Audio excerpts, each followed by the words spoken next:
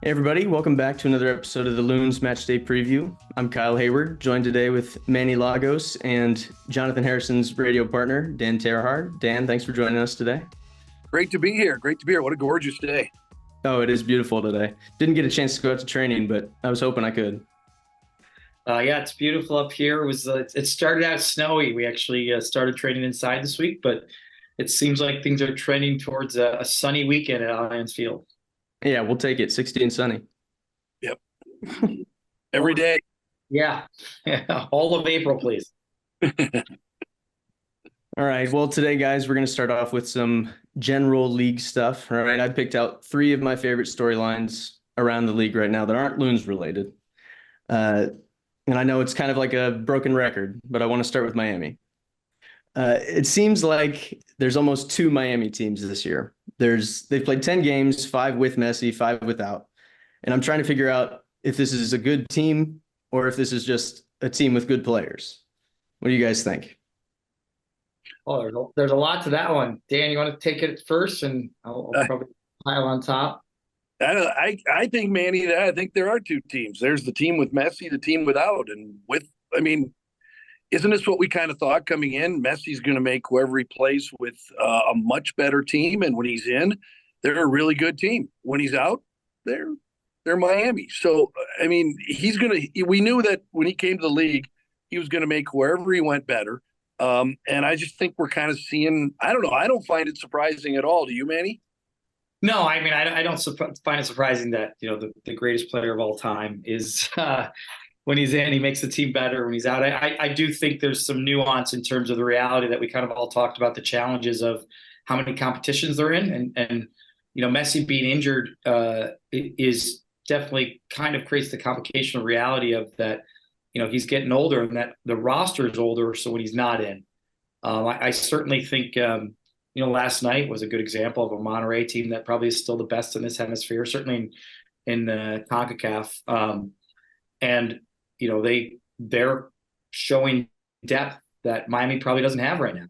And so for me, I think you're 100% right. I think it's black and white. You're going to be better with Messi, but you're also put together a really kind of older roster. And to be fair, I think Suarez has turned it around. I think he had a horrible start to now he's looking lively. Even last night with 10 men, he really was fighting to get an equalizer in a way that, he seems like he's only going to get better as the year goes on. So I guess for me, I think any team that you put together and then, the league tries to create their own super team. I've seen a lot of other sports. It takes time, whether Messi's playing or not. There's a lot of new players in that team. And like all of our teams right now, we're kind of building into who and what we're going to be for the year. Manny, do you think that we know they're better when Messi's on the pitch, but at some point, do they become a better team just because he's there, even if he's not in the lineup that night? I think they become this is a tough call. I think they're better, have a better chance to win on the day because he's in the lineup, because he's so amazing. He makes everybody else better. I mean, he creates more goal chances. He builds other guys up, and he makes particularly offensive players look better. I guess the bigger question I would have is the game of soccer and the modernization of defense and offense and attack and defending. He does put a lot of pressure when he's on the field on his mental capacity of his defenders, having to defend week in, week out when he doesn't always get behind the ball. And so I'm intrigued, kind of over a 4 or 5 month skill set here. Can his defenders play week in, week out, where sometimes they'll have to defend for 2, 3, 4 minutes straight because they don't always get back and get the ball or get their shape quickly based on the fact that he plays a different way. He plays to be ready when they get the ball to get forward and counterattack. He almost has to save his legs for his offensive moments. So I'm going to be fascinated as the season goes on. The Messi effect now when he's on the field, 100% win. Can that be consistent over a 34 MLS season plus Leagues Cup? It'll be fascinating to see. I'm intrigued. Like I said, that's the balance of the quality of the player versus the strategy technically around or tactically around the realities of MLS and its schedule. Well, that's enough Miami. We've all heard about them enough. We'll move on to somebody else. Another team that we used to hear a lot about seems like they might be back. I don't know if I'm buying it yet, But Dan, what do you think of LA Galaxy this year? Can I wait to see what happens this weekend and then tell you? If only, if only. I don't know. I'm kind of on the fence. We were talking about this during the week, and I kept saying, you know what? I think this weekend will tell us a lot about the Galaxy when they play LAFC. Actually, I think we can learn a lot about both those two LA clubs. So I'm not sold yet, Manny. I don't know how you feel, but I'm not quite convinced that they're back to where they want to be. I mean, I don't think there's any doubt they're going to be better than they were a year ago. But I guess I haven't seen enough to decide that they're completely back and they're a contender in the West. No, I'm getting every week I watch them. I've obviously the last weekend's big win and comeback showed some resiliency and adversity that I don't think I'd seen over the last couple of years. So I think that little moment was impressive. I think there is a shift in their kind of high level players are a little bit more at an age where they're kind of in their prime versus their last iteration of kind of superstars that maybe were good on paper, but maybe didn't help them build the kind of team they wanted. So to me, I think offensively, they look back. It's really for me defensively. Are they really hungry to now not rely on just scoring more goals, but actually have putting up, clean sheets and winning some games defensively? I think that's where you get caught in a long season. If you're not good defensively over time, it weighs on offense because you're going to get shut down eventually some games. So to me, I got to see a little bit more of their defensive output over a longer metric of games to know where they really are. Yeah, I agree. Yeah, and in the back with Yoshida and Caceres, they've got experience, but like we were talking about with Miami, some of those older guys, we'll see how that plays out over a full season. Well, they've already leaked a lot of goals, if I'm being honest. Yeah. They've scored a lot, but they've leaked a lot too. Well, we'll see. We'll see if they're back. All right, the last story I've got from around the league. I've been looking at Colorado this year. Obviously, last year was pretty disappointing for them on the field, and they took that to heart. Listened to the fans. They went and they invested heavily, brought in a lot of players, Mihalovic, Stefan. They brought Vines back, and I've seen some things from them this year. Late goals, never giving up. It just kind of seems like the narrative's changing in Colorado. What are you seeing over there, Manny? I'm excited for Chris Armas. We're former teammates. I'm excited to have him back in the league and coaching and seeing how he does. He's a great person and certainly, somebody I think is really excited to take charge of Colorado. I think the model of spending big is right, except for I think it's more they're spending on players that maybe in their minds they didn't quite succeed in Europe and are coming back as Americans.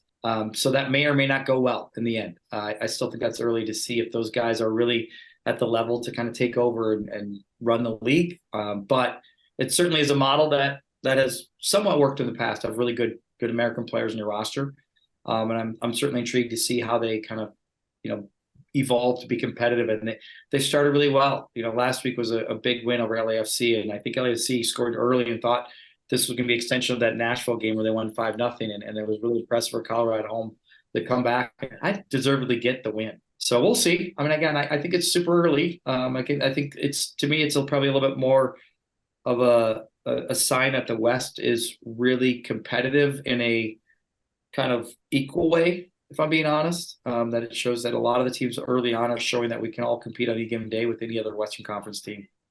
It's so tough early on to figure out which teams are starting slow or they're just going to get better, which teams start fast and they won't be able to maintain that level of play. But with Colorado,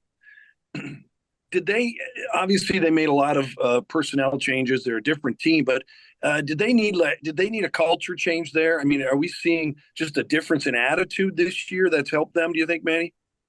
Yeah, I mean, I do think, you bring in somebody like Chris Armas, and I think Robin Fraser is probably pretty good at culture too, knowing him and knowing his personality. But at the end of the day, I think for them, they are trying to search for an identity of how to win. And like all teams that the next phase of MLS was the identity of the entire league and what's it going to be and how is the spend and roster builds going to be.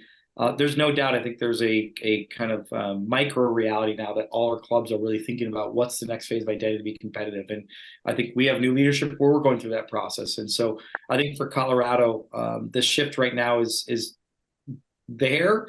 I would say probably even more so than the Galaxy. I'm a much more of like I would hold on this one for a couple months before I had any type of like kind of decision to see. It's just nice that they started somewhat okay early, but I would not throw anything out for a couple months on them for sure. It's tough to tell this early, but if they can get back to winning ways at home, I mean, as you know, you win at home, and all of a sudden that road trip becomes a little bit easier to go on. And if they can get to the point where they're winning at Dick's all the time, that's going to make them a tough out. Yeah, and this has always been curiously one of our kind of more tension-filled games every time we play them. So, for me, it's a huge year for us to sweep them. Because I still think the opportunity is there. I don't think their roster is a level that we should expect ourselves to win at home and win away. And so I haven't seen anything yet that says that we can't do that. Although, again, they seem to have a couple good results early. Yeah. West is definitely different this year. Seems like it's going to be pretty competitive again.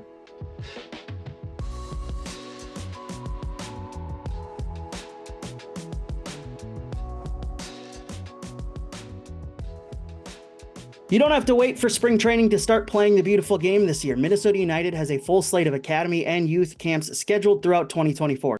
Show off your skills, take your game to the next level, and enjoy some quality time on the field with MNUFC's licensed academy staff. Visit the Camps and Combines page on MNUFC.com for more information.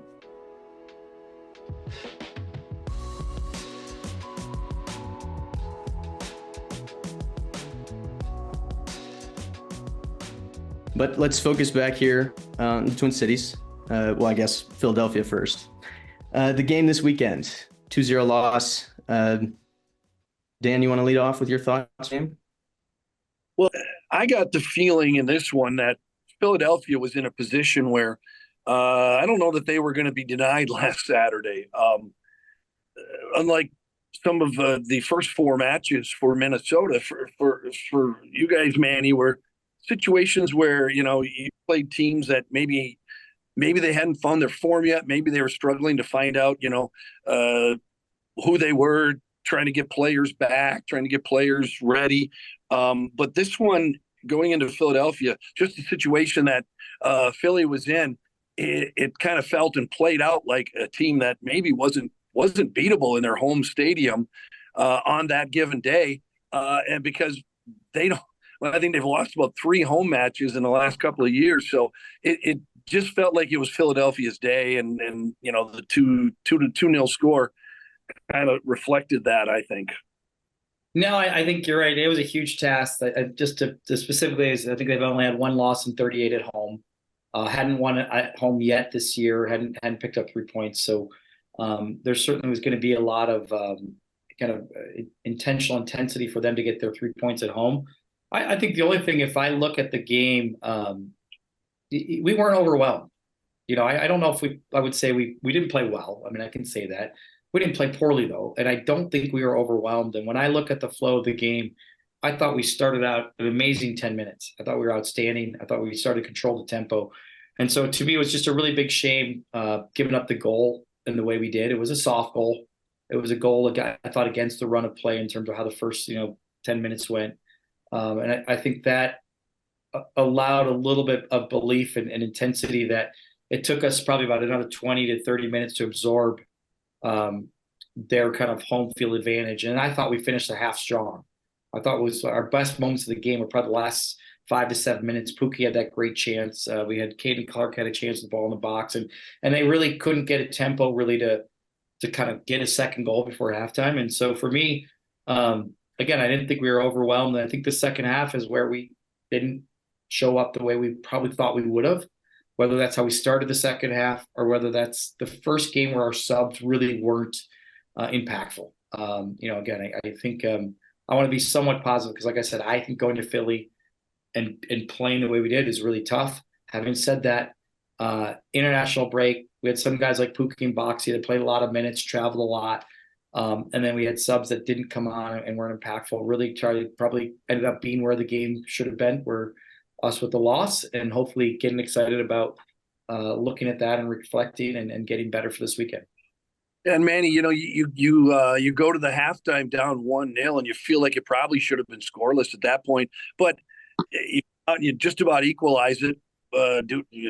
called off due to an offside call. That was painful because then they scored shortly after that, and then it was okay. Now we're really desperate, and so a couple of breaks here. If Pukki scores on that great chance in the first half, if that goal isn't offside, it's a different night. And even though you didn't play that well, you weren't that far away from getting a result in Philadelphia.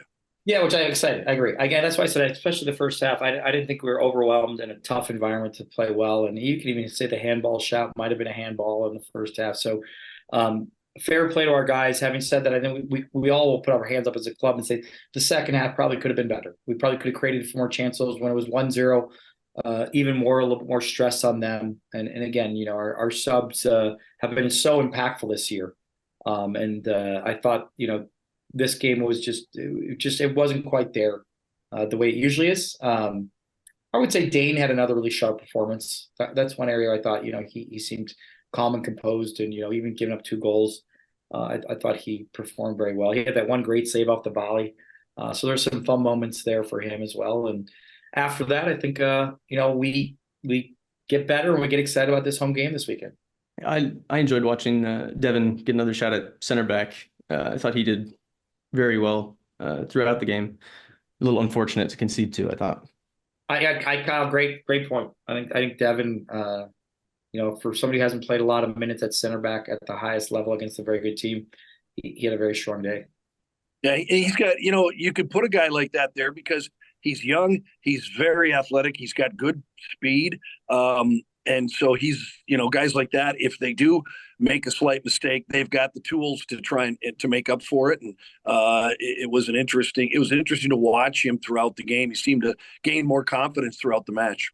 Yeah, I agree. Last week starting at left back and this week at left center back, and getting 2 full games and really being stronger by the end of those 2 games than at the beginning is really impressive. Credit to him. I liked some of his play reminded me of his 1v1 Woodbury High School basketball defending.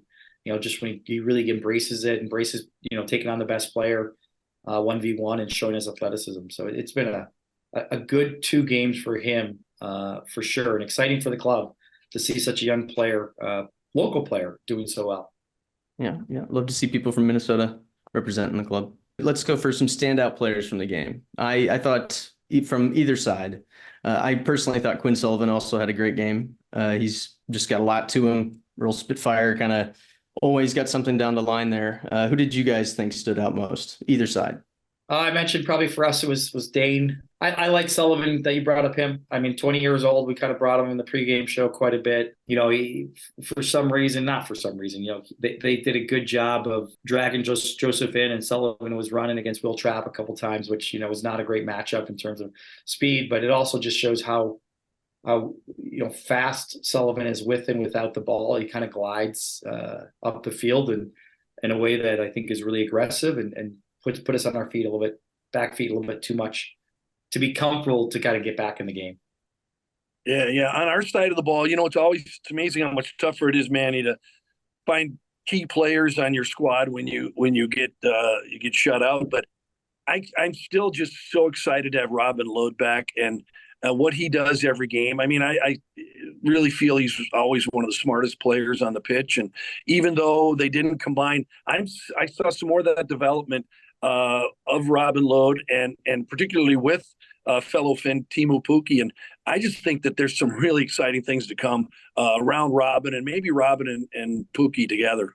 Yeah, even that Pukki's chance came from Robin getting in that good spot, breaking the line, and then his pass broke the line into Pukki. So I think you're right.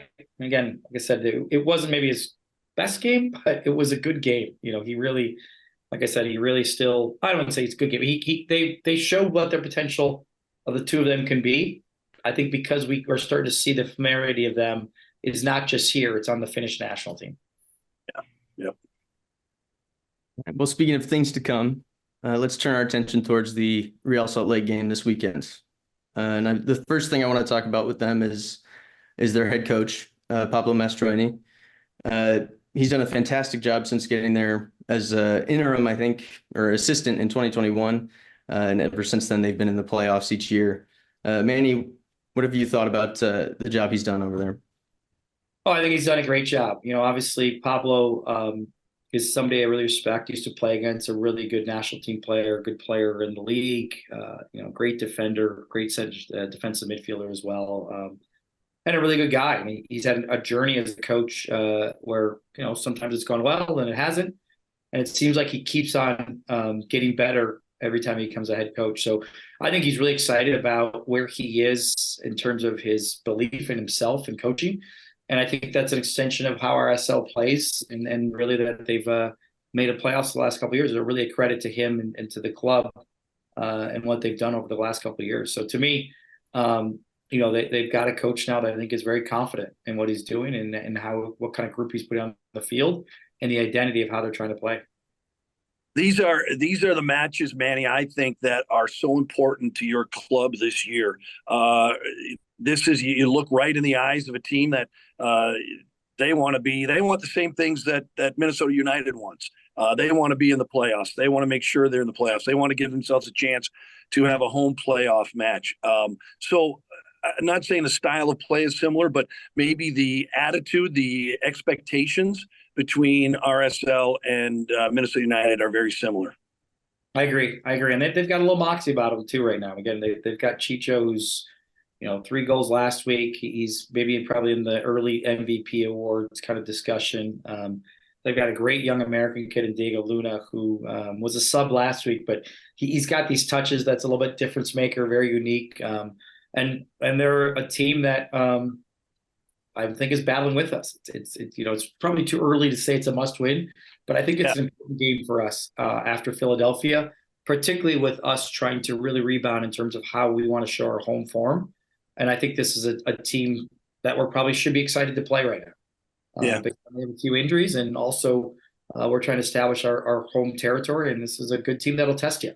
And you kind of want teams that will test you, because ultimately that means you kind of know where you are in the season. Yeah, I agree. Yeah, coming up against somebody like Chicho Arango, what's the key to keeping him from scoring? Is it just kind of damage mitigation, or is it can you somehow get him out of the game? It depends on who's in the lineup.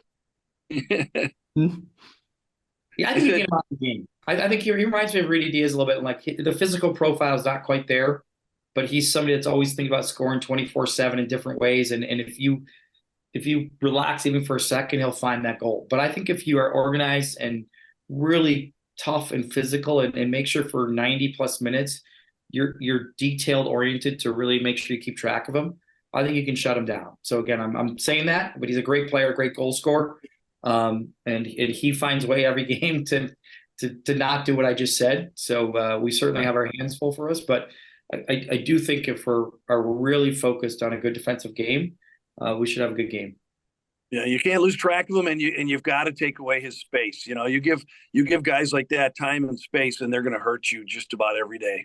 Much better in the air than you realize, for sure. Much more clever with his movement, getting in between, particularly in our box defending. He'll get in between those two center backs and attack the ball. So again, we have to be ready for 90 minutes of making sure, even if he's hiding a little bit, that we're ready to deal with him all the time. Is he a guy, Manny, that Michael Boxall can play very physical, or is he just too slippery for that? No, I think Michael can, for sure. I think Michael's shown at this point he can play against most guys in the league physically. He can also, I think, match up athletically more than people realize. Sneakily, Michael is one of the faster center backs in the league. So again, I think he's got the ability to solve things athletically if physically it doesn't match up quite the same way. So to me, again, it's a big matchup, and it's a big one for us to know who's potentially going to be playing alongside Michael. Is it going to be Devin back again? Is Tapia's back? Those are things where it's going to be big and interesting to see where we are from last week's lineup to this week's lineup. In last week's game, I noticed they kind of dropped Arango into that 10 position rather than playing him as a 9. How does a player like him adapt to that? Or Manny, what do you think the thinking was there? It's interesting. I'm not sure. I think Pablo's still at the stage where a lot of teams where you're trying to see like your current group getting the best out of players. Obviously, they've got some injuries too, so he might just be tweaking things just because of they've got a bunch of injuries right now, and he's just trying to figure out how to make it work. I mentioned to you that like he's going to float in the box eventually, no matter what, or get in and around goal scoring, even if he's in the 10 spot. I don't think he's going to be a traditional 10 no matter what, or he's not going to find himself on the ball kind of playing like Ray or playing like a true 10. He's going to want to be a 9 and get in the box no matter what. And then I think they're trying to use the speed of Anderson Julio last week as their 9. And he's somebody that we have to be aware of. I think he's gotten a goal or two against us over the years. He's got very, very, very good speed. And I mentioned Diego Luna, whether he starts or as a sub, is always a difference maker. And then defensively, you know, they have Justin Glad has a little bit of a hamstring issue, so he may or may not play. But he's somebody that our fans should recognize. He's been a stalwart for them for years. And I actually really like the right back Brody. He sneakily gets forward and is tough to deal with. I think we've got to make sure we're aware that a lot of offense does actually come from his side, and they get up the right side pretty well. So I think, again, that's something to be aware of when we play him this weekend. Yeah, I think the weather looks great. Should be a capacity crowd at Allianz. So you know, it looks like it's going to be just a really exciting match. Can't wait. Definitely excited for it. Might have to open the windows for that one. I like it. Oh. Aside from our game this weekend, I've picked out a couple others if people want to tune in. We've got El Tráfico 6:30 this Saturday. So you can watch it for an hour and then switch over to our game. Obviously the important one. For our Canadian friends, we've got Vancouver taking on Toronto. Both had great starts to the year, so tune into that one as well if you're not into El Tráfico. Or I'm not going to recommend any other games starting at 7:30 because obviously we're occupied, right? And then we've got SKC versus Portland on Sunday. So plenty of MLS action to tune into this week. Our game, as I said, kicks off at 7:30 p.m. at Allianz Field. Hope to see you all there. If you can't make it out, be sure to tune into MLS Season Pass. We'll be on there this weekend. And thanks for listening to another episode of the Loons Matchday Preview. Sorry.